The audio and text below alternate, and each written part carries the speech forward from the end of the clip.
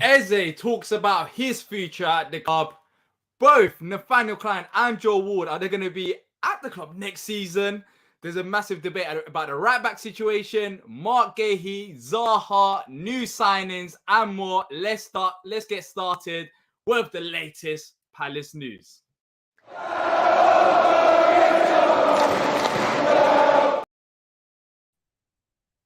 What's going on, people? Welcome back to Palace News. I'm joined by AJ here to discuss all the latest with Palace. As always, if you do enjoy the content, make sure to leave a like and subscribe to not miss out on future Palace videos. There's a lot to talk about today, AJ. There's a lot going on. I don't know what's been happening over the last few days, over the weekend, over today. But as I mentioned in the introduction, there's talks about, Eze. He spoke about his future at the club. He's been linked with moves away. Both Nathaniel Clyne and Joe Ward, could they be at the club? There's Guehi. There's also Striker that we've been linked with before. He seemed like there's a price tag there. And also a Wilfried Zaha update towards the end. But AJ, look, before we do start, I want to quickly mention about your animal antics, how you and animals get along. I didn't know you was a massive snake, spider, cat, dog. What else? Maybe bat fan? Like, what's going on there? Hey, listen, man, they're good companions, man. You just gotta, like that much. Yeah, man. Me and my children do it. My partner does it.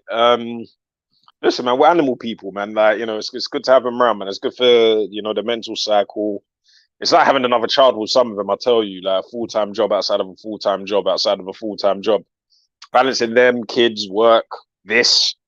It's good, man. It's good for the good, man. It's good for the mental health, man. I always recommend at least have 1 or 2 pets at home, man. 1 or 2 compatible pets, by the way. I'll be honest. Me and pets or animals, we just don't get along. For those who know me, we just don't get along. By the way, tomorrow, the finals, under 21s International Cup finals, me and AJ will both be there. So hopefully there'll be content around that as well. Massive game. So if you can head down to Sellers Park, I think it only costs £1 for tickets. It'll be massive. Let's support the guys. They need it more than ever. It's at Sellers Park. The weather's nice as well outside. It's good vibes. Let's get back in behind the boys for a massive game. But look, let's move on to the stories. And let's start off with Eberechi Eze. So he spoke to the Evening Standard. I think it was over the weekend. Well, it got published over the weekend. And he mentioned a lot of things, Eze. I don't know if you've seen it, AJ, but he also spoke about his future and he said the following. Because he's been one of those players that's been linked with a move away. Outstanding form right now. He's one of the best players, if not our best player at the club over the last 10 games. And he said, I'm not really too bothered about that, talking about him being linked with a move away from the club. I'm just focusing on the present. I want to continue enjoying it and contributing to the team as much as I can. I'm improving every game. Look, you can see it by his football as well, AJ. Like, he genuinely doesn't seem bothered by the rumours. He's improving by the game as well. When you look at, selling some of these players on for future funds, such as the likes of Elise and Guehi, because of the value they've got, Eze hasn't really been mentioned. Do you think Eze could be the one to, stick with us from the start till the end? Can he be the one that's in the long-term project without selling him? Why not? Obviously, every player has their price. That goes without saying. At the end of the day, we get offered a vast sum of money for his ability. Then why would we not go ahead and do that? However, Eze's the kind of player that we could build this club around and can we build this squad around, to be fair, as long as we get it right in terms of our management and our recruitment and the team that builds around him. Clearly, Eze is the kind of player that lives off positive vibes and operates off positive vibes and always plays with a smile on his face. As soon as you take that smile away from his face or you restrict his ability and his sort of style of play on the pitch, it obviously, lays out rewards for us. And we've seen that ever since, obviously, Roy's come back in through the door and just let him be free and just let him get on with his style of play. At the end of the day, he's a player. I love him. He's amazing. He definitely gets me up my feet in terms of when I go to games. So at the end of the day, as long as he's loyal to us, I'll stay loyal to him and I'll just continue to support and cheer him. It's not about good news and good vibes. Hopefully we can get a little bit more of a commitment out of Elise as well. But that's another story for another day. Because that's funny enough, another player that sort of openly said, hey, listen, I'm not looking to go anywhere right now. And, he did say that, It's a very You good know, point. these You did guys mention have got what, us. 4 or 5 year contracts on the table. They're not bankrupting Mm. the club in terms of their demands. They're not keeping us hostage. Obviously, circumstances can change. We know what football is like. Things can swap and change almost overnight, like, or pretty much instantly, depending on the wrong decision or the wrong sort of setup in terms of what their surroundings are. But they too seem to have like a brotherhood. Might be a bit strong, but they definitely got a great bond between the two of them. Yeah. And in terms of their style of play and what they bring onto the pitch for us, they're exciting, they're young, they're hungry, and their stock is on the up. And when it does, or if it does come to the day that we have to sell them, we can demand top dollar and premium price for them. Nothing wrong with that at Yeah. all. I couldn't be happier with that right now. Yeah, I get the sense that we're more willing to sell the likes of Elise and Guehi than Eze, because Eze's been rumored with these top clubs as of recently due to his form. But I've never sensed that, you know, we're pushing, we're open to selling Eze as much as we're open to selling Elise and Guehi. Am I wrong in saying that? Do you feel the same way about Eze? I just haven't got the sense Well, that we want to sell Ebs for money and cash but in remember, on him. remember, it's all about narratives and it's all about hype and it's all about social media as well. Remember, our news comes from social media nowadays, and the predominant social media outlet we will use is things like Twitter. At the end of the day, all it takes is the wrong person or the right person to come along and start spreading the rumors around certain players. And then next thing you know, they're linked out the door. People are replacing them. People are building hypothetical starting 11s with or without them in the squad. And that works in terms of players that link with us. We are now an established Premier League club. As it currently stands, we're on the up, or our stock is high. Let's just put it that way. Yeah. People are going to link our top players and our star players with other clubs around, you know, silly season, because it is silly season. At the end of the day, Elise, Eze, I'd even put Guehi in that list, have never openly come out and expressed a willingness and wanting to leave the club. So where does these hypotheticals come from? It's just people trying to spread jargon. Think about the amount of times in January that I went on Twitter, or you went on Twitter, or any other fans went on Twitter, and it was this player's linked with Palace, or this player's linked with a move away from Palace. How many of them actually ever follow through? Until you start seeing players holding up shirts or physically coming up with statements and comments themselves, you know what the deal is. It's the same thing with a horrible example to use, but I'm going to have to use it. Look at Brighton. Conceição, or whatever his name was, opened up his mouth, went on Instagram. Calcedo, my apologies. Went on social media and started blabbing and making all these statements and making all these comments. McAllister's agent started mouthing off and making all these comments and things like that.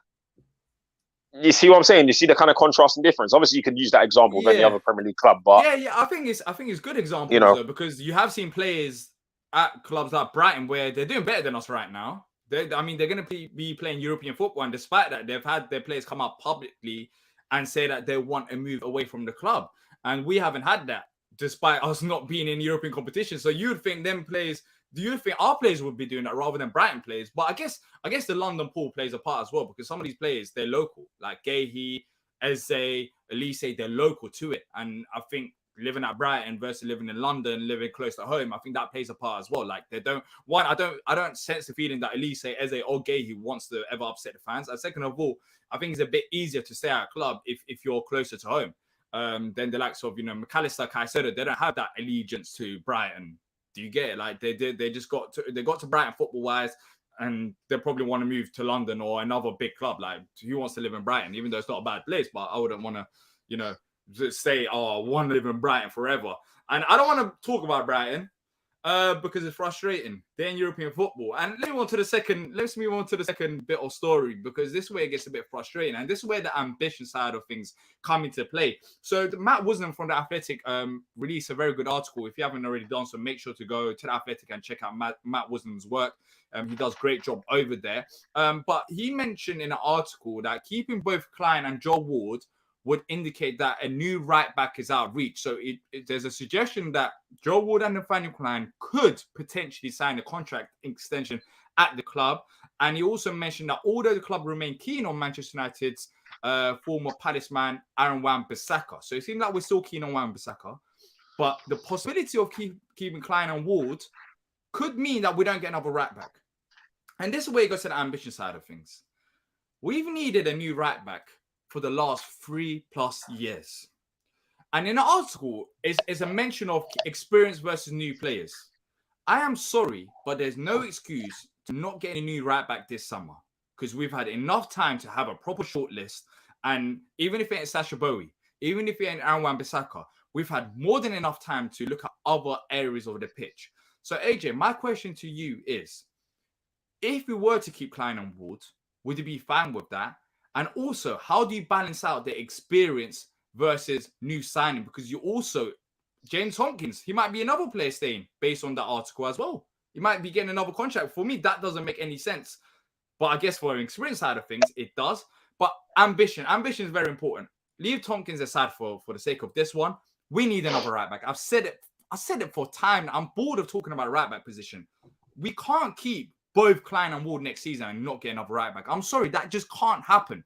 That is poor from the people in recruitment by just crazy levels. Like, you just can't have that happening. I've thought about this since, because I think it was about lunchtime, early lunchtime, that I sort of saw the article. The only way this makes sense in my head, hypothetically, is if we are buying a Bowie or a Wan-Bissaka, and then Clyne or Ward is an alternative option to left back. That is the only hypothetical we can win in this. Okay, are they though? They're not, because we've got Adam Roller. That should be the option. But then sometimes you just got to let it work out. And with the Teo situation, obviously we don't really know where he's at. I know he was on the bench on the weekend. It was amazing to see. I think even I turned around and sort of, sung my praises of it, because obviously it looks like he's getting back to where, that first team picture. However, the thing is, until, come the 30th of September, we don't really know what the plan is. However, that being said, it's coming from reliable sources. We're talking about but it's Athletics. A reliable we source. know Ward and Clyne. We know Ward and Clyne are capable of playing left back as well. And in times, Mitchell has been very much exposed in the left back position. So, sake of argument, let's say we go get Bowie. You didn't tell me there's certain games in the season that you wouldn't play a Clyne or a Wardy at left back. No, I would rather play Ademirola. Me and you would. Yeah, but me and you would. But remember, if it's a Roy or if it's a Paddy McCarthy or whatever, that's another circumstance. We don't know what the plan is, and we know that those kind of managers have this weird obsession with these old guard players. Me personally, my personal preference is get rid of one. At this point, I don't care which one. I prefer Clyne, but at this point, the way Wardinho's been playing recently, I might have to shut up and just bite the bullet on this one. However, I'm not envisioning the club going out and spending £100 million in the summer. It just ain't going to happen. Like, let's be honest. Let's just be real here. But you don't need to. You don't need to spend. However, if you then go and buy Bowie for 30 million, you got different tools to work with them. That's the only way this hypothetically makes sense in my head. This is the only way. Because I would rather have Clyne and Ward and then maybe use them as a potential left back option. Or there's even a debate that you can even use Ward as a centre back, although I'm not sold on that. Rather than get rid of both or one, and then potentially rely on Teo that may not be ready. Or we've got an injury crisis at centre back. Or Bowie comes through the door and he gets injured straight away. That's the only way it makes sense in my head. And this is why I'm calling it hypothetical, because I can't justify it any other way. I get it, but look, I've said this many times, and I hate excuses now. I just hate excuses. I hate, thinking, let's just keep it straight. We got both. Those are two right backs. They're two right backs that one of them should stay. Now, you can make that argument. That should be the debate. It should be whether Nathaniel Clyne or Joel Ward, who's going to stay. For me, I would have to edge it to Joel Ward, because he's been at the club longer. He's been performing well recently. He seems he's enjoying his football. So that's that debate over for me. Now, there is no explanation to keep both, apart from maybe experience. But then again, you keep one of them. You still have experience there.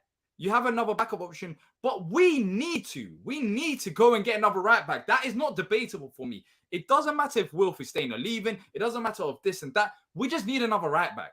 Like, we just do. This ain't this ain't oh we're spending money here. So no, right back should be on the top of our list. Arguably, it's been a position that we've had to solve for many years now.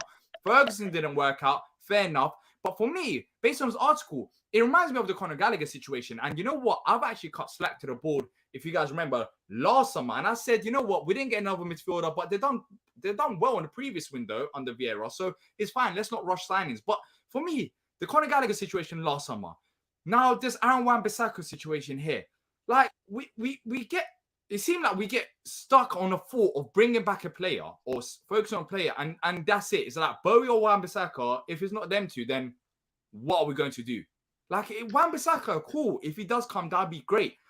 But there's a chance that he might not come. Like we should have a good shortlist of right backs within these 2 to 3 years to say if Wan-Bissaka doesn't come, if Bowie doesn't come, it's fine. We're going for him or another player or this player.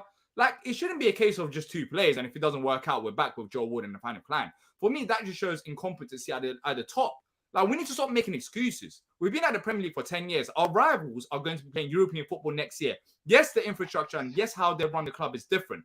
But we need to be more ambitious than just saying, yeah, if we don't get another right back, then Ward and Clyne. No, it shouldn't be if we don't get another right back. We need to get another right back. We need to stop using this rhetoric of if we don't, no, why can't we get another right back? What have we been doing in the past year or two? Do you get where I'm coming from? I agree with you 100%. But then let's work under the see, it's a hard one, man. I agree with you on that one. The thing is, if I sit here just being peed off about it, it's mad. Because I could be tagging like certain man. I could be tagging Steve Parish online talking about Bowie, Wan-Bissaka, Max Aarons, whoever.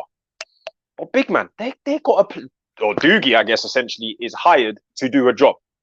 And that is the first person my brain is looking at, or my mind is looking at, when these things don't get done. We should have got Bowie wrapped up in January. As or why that never happened, who knows? Who cares? It's neither here or there.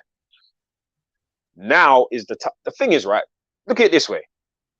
What if new manager bounces through the door, or Roy stays, and for whatever insane reason they don't get the new right back?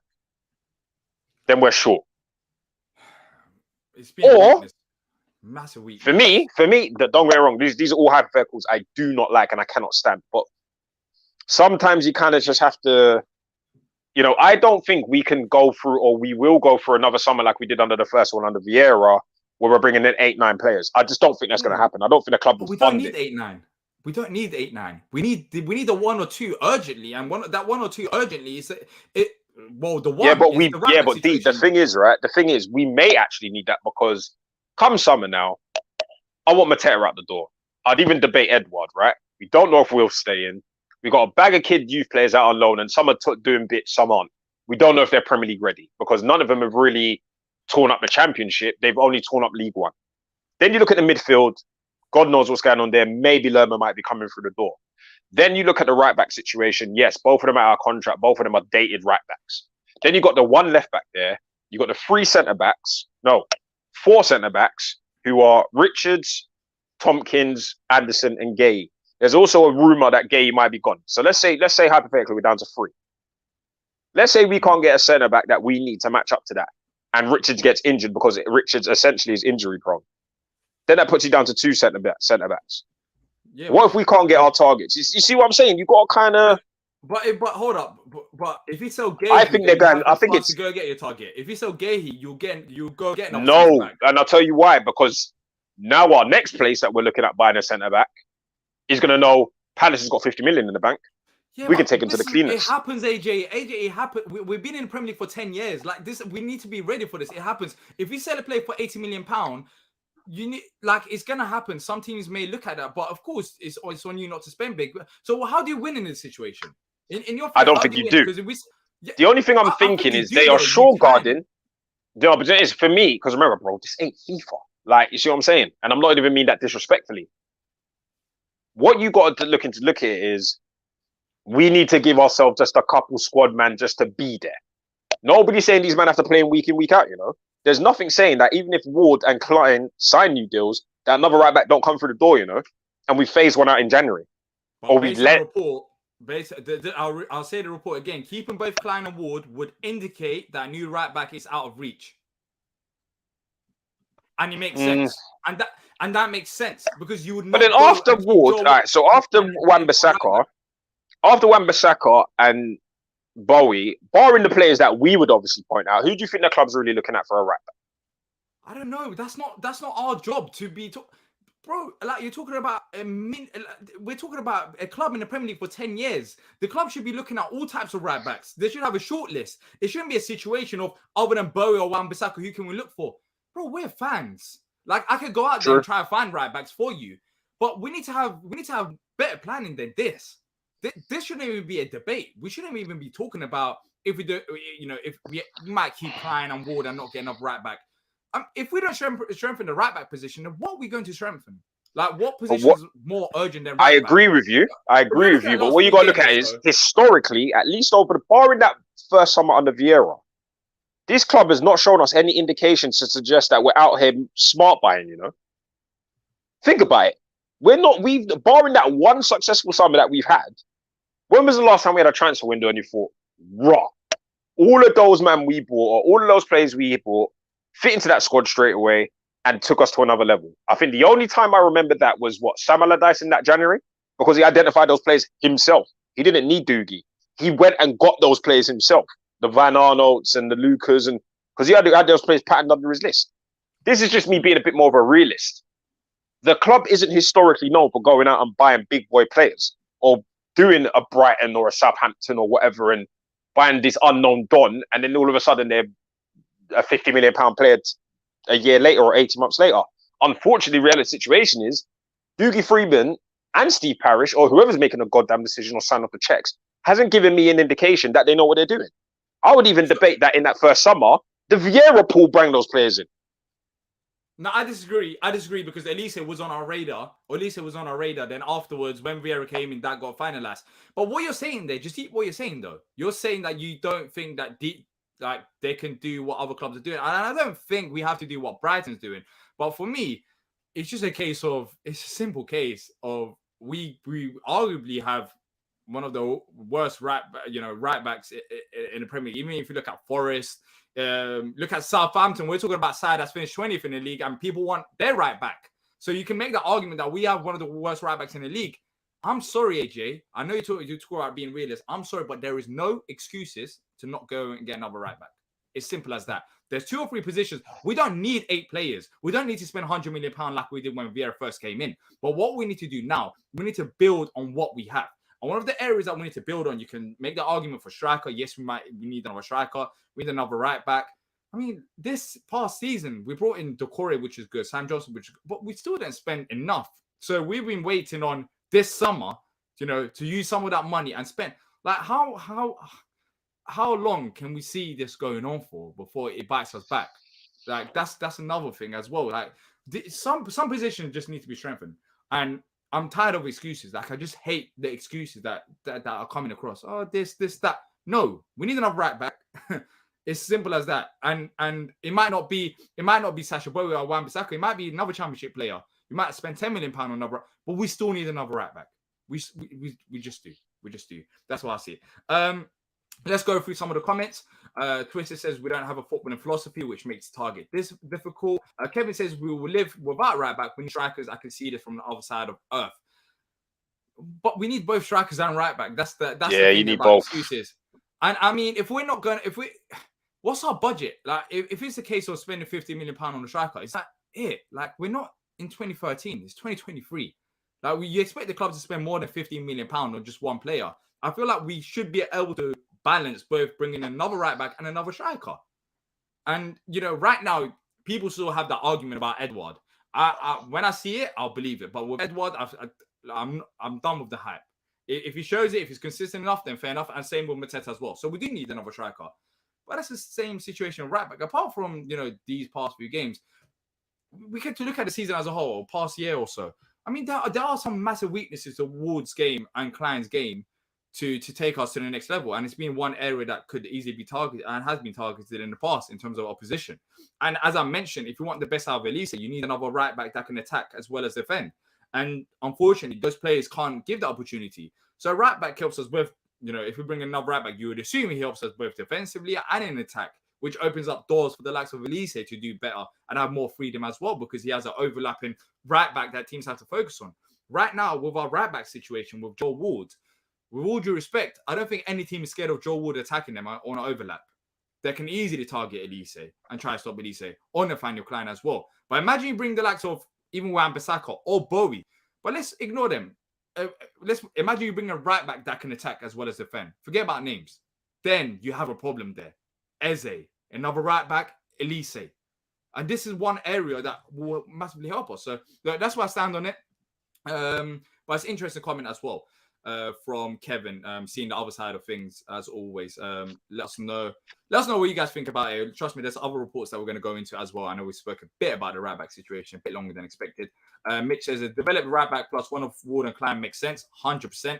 A more speculative right back signing plus a new speculative right back signing plus both might make sense if that's all we can do. But both of them and zero reinforcements is mental. 100. That's where I stand. Hold up. If I'm being a realist, that's where I stand with it. That's where I stand. So, hold up. What's wrong with Fergie? No reinforcements. What's wrong with Fergie? I'm gonna let me just remove you from all due respect. Come on, man. I don't want to disrespect him. He might even not be in the contract. Maybe we give him another contract as well. I don't know. That'll be an interesting one to see what happens with him. That'll be very interesting. But we'll talk about Fergie and all this come end of the season. There's a lot to talk about. Ash said, has Roy learned from his conservative first stint and decided to play a more expensive form of game as it cost his last time? Look, I'll pin that and we'll go back to that towards the end of the show. Talk about right back right now. Daniel says, how much money do you guys think we'll have to spend, not including any sales? I can't give you an exact figure because then I'll be lying. But I'll be honest. We should have at least £30 million to spend. I reckon it'd be 30 to 40. I reckon it'd be 30 to 40. That's always about the average. Yeah, you should. We should. If we don't, then what on earth is going on? If we don't have 30 million, based on how much we spent this season as well. Well, that being said, my season ticket money went up, so there must be a little bit extra in the bank, surely. Yeah, can't just be me. Yeah, unless others are banking in that money. Looney says, if we ain't got money, I'm joking. By the way, that's a joke before people take me serious. I don't think season ticket going up £50 will impact their transfer budget. I'll be honest with you. £50 times what is it? 24,000. Yeah, inflation and all of that, bro. Don't make me bust the calculator out, man. You know what I mean? If we ain't got the money to spend, at least get a half decent, cheaper option right back from the Turkish or Portuguese league, or even the Netherlands league. Someone with more pace and gets forward. 100%. Look, I think everyone is basically on the same page about it.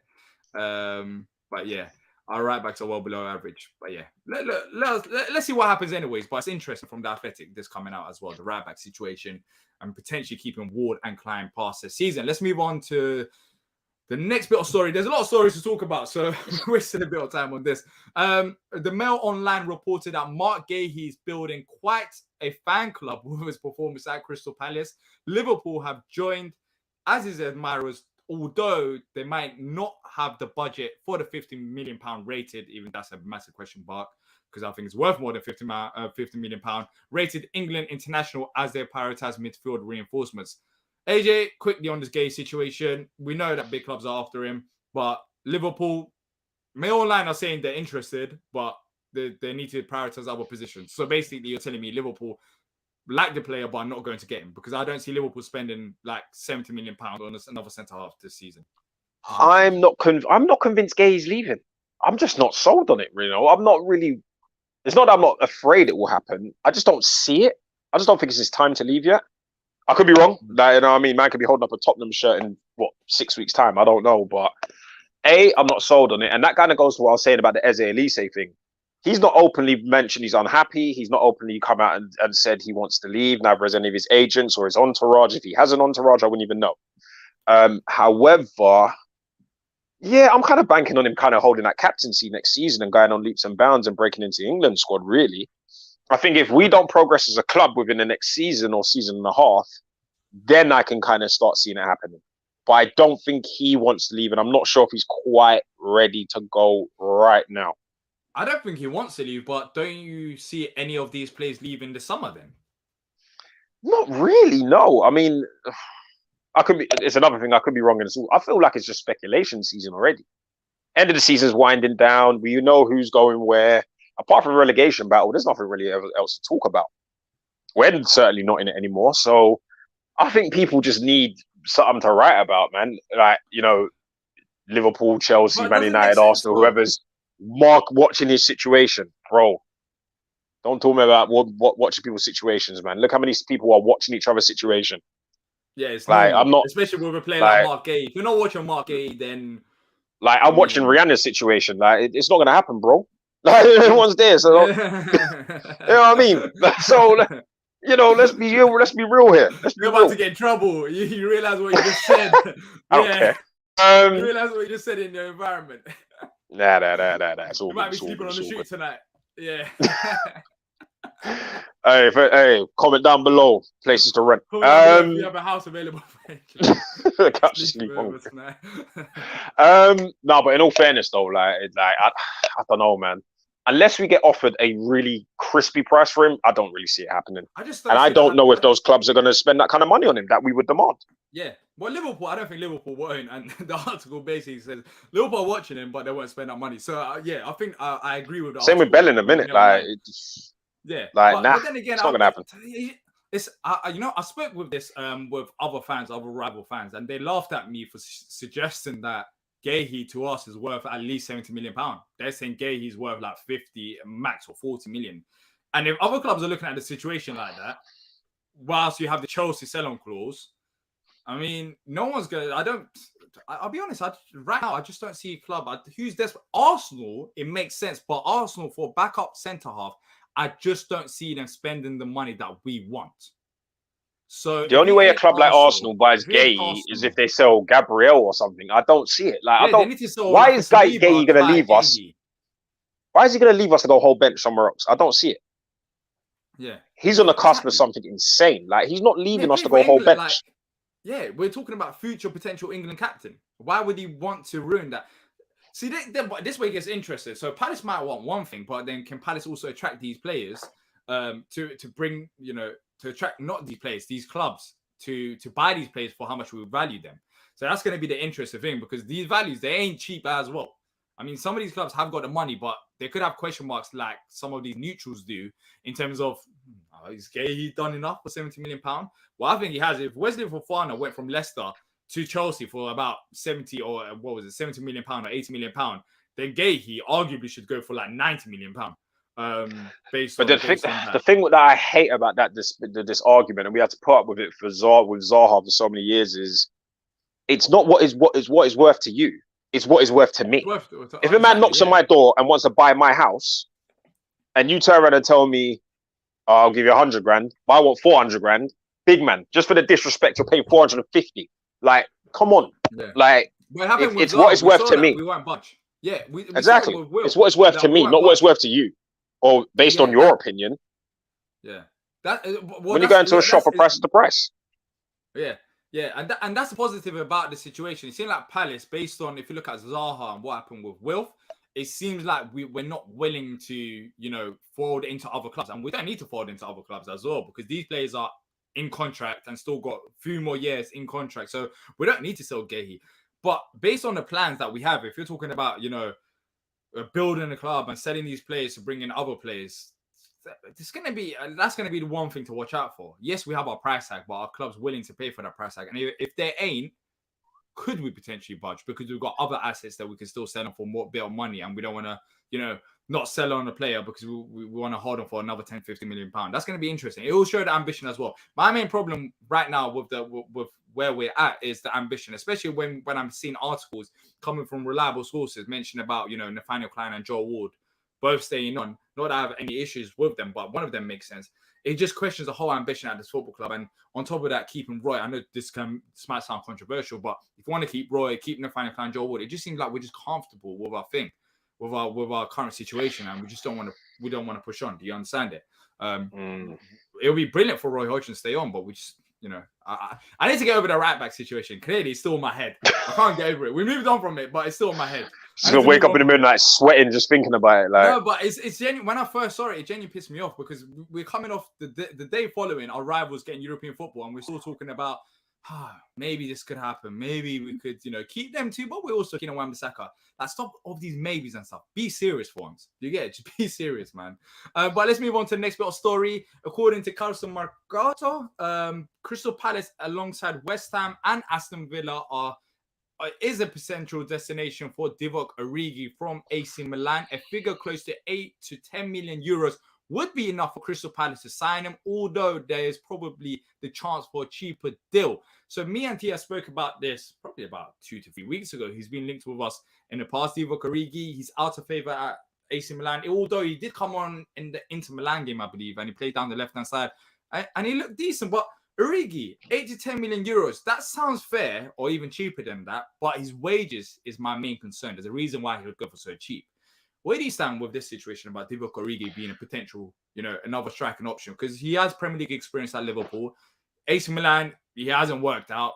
That's the nicest way of saying things.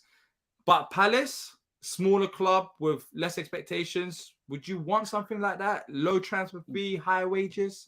How much? Do we know how much Origi's on now? So I can find out for you, but I know it's not cheap. Also, we don't know 100% how much he's on, but yeah. So I guess that bit doesn't. That's not really, that bit doesn't matter. I'll take him. I think for some reason I've just got this idea. He knows the Premier League. He's a guaranteed goal scorer. I think. You know what? Yeah, I think he's better than Edouard, and he's better than Mateta. He's got Champions League experience. Yeah. He's a top. He's got international Belgian experience, and you know what? I think he'd thrive here. I think he'd thrive. I'd take him.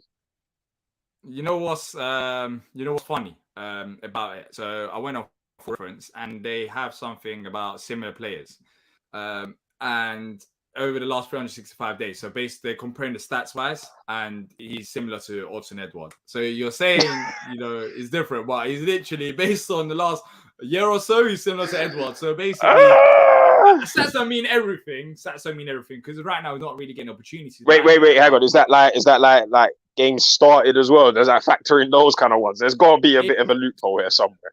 So it factors in so I can get out for you again, and I can tell you exactly what they factor in. But Odsonne Edouard was there for Divock Origi in terms of plays that he's similar to. I can tell you the other plays as well that Divock Origi, according to who's the other names? Who the other names?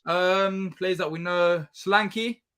So in terms of rankings in the last 365 days, Edouard is number 6 in terms of similarity. Solanke is right below him.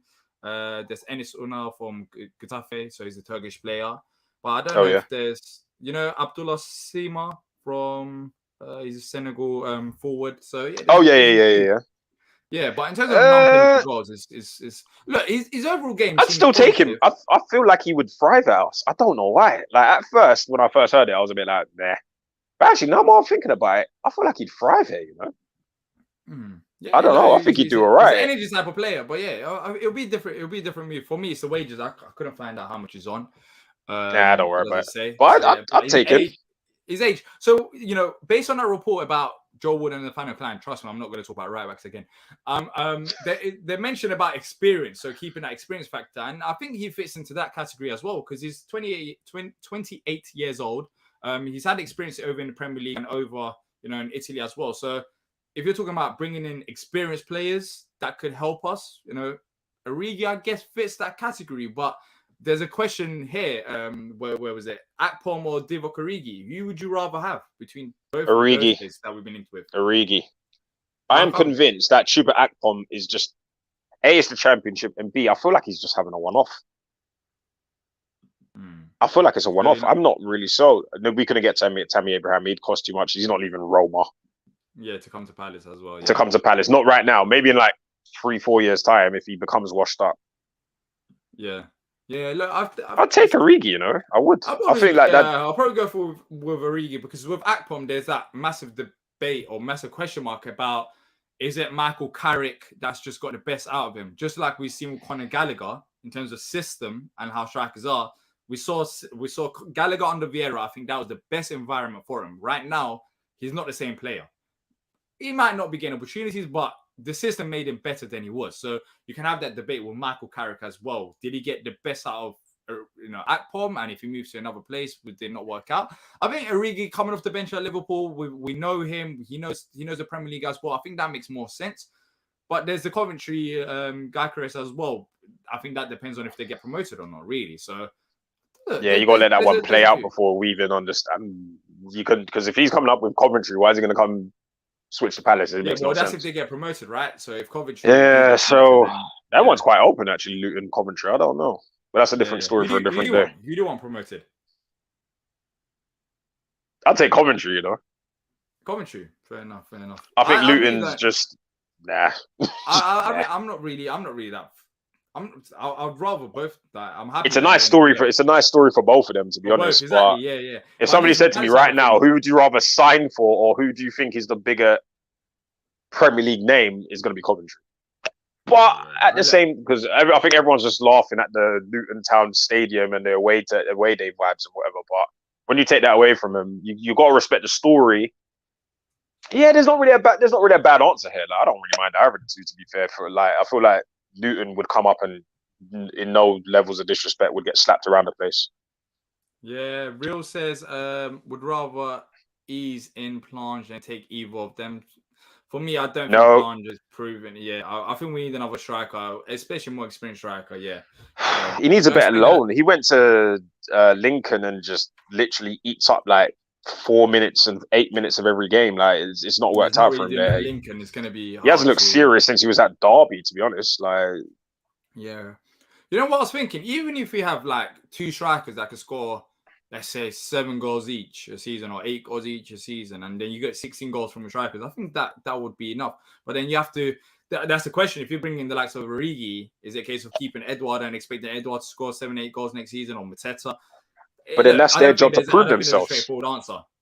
It's their job to prove themselves, because by signing a player like Origi, Edouard's got to sit there and think to himself, okay, I'm stuck on the bench now. There's nothing I'm going to do about it, or I'm going to show these men like what I'm on. And every time I'm on the pitch, like, so the Fulham goal was decent, like, but where's the consistency? You're going to disappear for knowing Edouard, who'll disappear for another 3 weeks, and then he'll bang some next world-class volley. And then he'll disappear for another 3 weeks. I need consistency. It's still not good enough, exactly. We need an out-and-out Premier League striker. Even if he's not scoring goals, my problem with Edouard has been, even if he's not scoring goals, I want better link-up play or offer something. Just give me something to me. You're not scoring your goals, but give me like maybe passing, link-up play, assists or something. It's non-existent apart from like you expect him to score a goal here or there. But then again, that finish against Fulham, that's not easy finish as well. That was crisp. It was crisp. Yeah, it was lovely, lovely finish. It's just a problem of how often can you get that, and is that good enough for a Premier League club? From what I've seen, both of them, it's just not good enough. Their performances, yes, they might have a very good performance, but we just see it 1 in 10, and 1 in 10 for a Premier League striker ain't good enough. We need another striker. We need another right back. But I'm going to keep the rest for the end of the season stuff, because there's a lot of content planned around. Well, not planned, but thinking about anyways. So trust me, we'll talk about what we need and what we don't. Let's move on to the final bit of story of the day. Galatasaray have joined rivals Fenerbahce in the hunt to land Crystal Palace forward Wilfried Zaha. It has been claimed in Turkey. I just want to say this. I thought I'd mention it because it's a story. He's not going to Turkey. There's no way he's going to Turkey. Let's keep it as simple as that. In fact, I'd rather talk about what's happening at Crystal Palace. Have you seen it? There's a new mural. The mural. Yeah, mural. Everyone's all, what does it mean? What does it mean? Yeah, what does it mean? Is it staying? Is it going? Is it like a goodbye? Does it mean he's signing another 5-year deal? You can't look too much into it. But then again, what does it mean? Why now? It's a bit of a weird one. Because I'll be honest, so I looked into this. I think I saw on Instagram. So they posted on Instagram, and the people that done the mural for Firmino, because Firmino got a similar mural at Liverpool, it seemed like they're doing it for Zaha. Now, I don't think they do murals exclusively for players leaving the club, but I don't know. Like, well, it's funny you say that, because they also unveiled the Harry Kane one today as well. It's like mural day. Is it? Yeah, like, because I was on. Like, I don't know what's going on, man. Like, I don't get it, man. Because I'm trying to, from the pictures I've seen, I'm trying to figure out where it is. Like, I've got a rough idea, because they've not obviously overpainted the previous one that was there. No, you know where it is? I think it's on the top of the Homesdale. Yeah. And so as you're walking up the home, so as you turn right, I think it's a house down there, like it's on the corner, Oh, to the right. So I don't think there's been a mural there before. So yeah, I think it's interesting. so as you're walking up the home, so as you turn right, that's what I think based on the pictures, anyways. We'll see tomorrow because we're going to be at the game, and Oh, yeah. We'll be like running around the we'll see stadium. tomorrow. Like, Yeah, I can't exactly. find it. I can't find it. No, we'll try link up and see it tomorrow. Yeah, we'll be at the game for the under 21s and hopefully do content around that as well. But yeah, do you think he's gonna stay or leave? Where's your head on it? I'm leaning more towards him staying based on Common sense tells me he's staying. But there's no certainties in football anymore, man. I think he's gonna stay. I'd like him to stay. Everything makes sense for him to stay. I think he's gonna stay. Yeah. I'm leaning towards the stay as well. Let us know what you guys think in the comment section down below if you're watching a replay, and also in the live comment section as well. Swamp says, "Why would they do it if he wasn't staying? As like a goodbye, like he's a legend of like he can either be like a goodbye, like this is our legend." It's a fair point because obviously it might be a bit weird though. If there is no other player murals down there, as far as I'm aware. There's that. Yeah. There's also the factor of if you're going to dedicate it to him in terms of what he's achieved at the club. When you walk past, going down towards the main stand by the fan zone, you already got all the academy players that have like been produced by Palace. So, and he's already on that. Yeah. So the only thing that's remaining is at this rate. But then the problem is, I don't know, man. I don't know. I don't like reading into things unless they're a sure thing. Yeah. Well, we'll see. Wait. Hang on. We're monitoring the situation. We're monitoring the situation. We're monitoring it. We'll see what happens. Maybe they draw it up, and then next thing you know, it says on text Wilfried Zaha 4 years long at Palace. We're excited to have you there. There might be a little bit of text there, or Wilfried Zaha goodbye.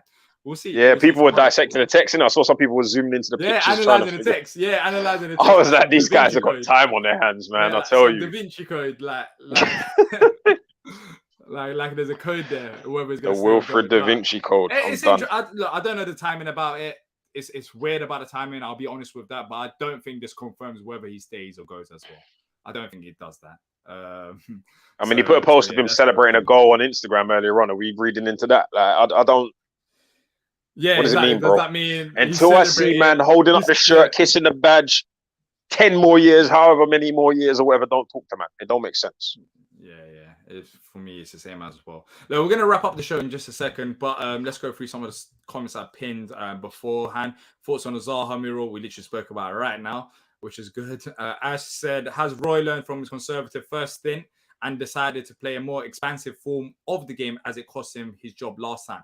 I don't think that's the case because he's played expansive football when he had the players around 2017-18 season or 18-19 season where we destroyed Leicester like 4-1. Towards the end, I just don't think he had the players to play it. So I don't think he's worried about him costing the job last time. I just think he's using the players that he has to the ability that he seems more excited by the players that he's got now, to be fair. He seems a lot more encouraged by it. Exciting. I mean, who would you rather have, Eze Elise or would you respect Andros Townsend, and who else did we have? Nah, no, come on, bro. Townsend was all right. He was all right. Yeah, but he wasn't Elise, but he was all right. He was all right. Man. That left foot was decent. We have the capability right now. Who do we have in midfield? James McCarthy. James McCarthy and other players like that. Right now, we've got Connor Wickham, mate. Connor Wickham. Yeah, even though he was. I'll tell you what. Here's a plot twist. Connor Wickham or Mateta. Well, are we adding like clauses to that? Are we talking about fitness? There are no clauses. No. Does fitness matter? Are we excluding fitness? All right, I'll tell you what. If you had to bank on one scoring for you to save your life, who would you pick? Well, I'll be real. I'll be real. You'd think I'm going to say Connor Wickham, but Mateta scored some big goals for us. He scored some big goals and big moments. So we're talking about if we could somehow get a player of the two of them and just merge them, because one was good at headers and one was like good on his feet. So if you could just maybe just congeal the two of them. Yeah, we'd be laughing. Yeah, exactly. But for me, I would probably pick Mateta in that situation based on the goals that he scored. But look, we're gonna wrap it up now. It's 8 o'clock. There's games on as well. But as always, if you have enjoyed the content, people, make sure to leave a like if you can. It takes a second of your time, and make sure to subscribe to not miss out on future Palace content. Me and AJ will be at the game tomorrow, so hopefully we'll have a bit of content surrounding that. There'll be Come match say hi. previews. Yeah, exactly. There'll be match previews, opposition previews as we're building up to the final game. It's the final week before the season ends. Until a massive, massive summer starts once again. Lots of question marks around the squad and the manager. But as always, thank you to everyone who's tuned in. And until next time, up the Palace.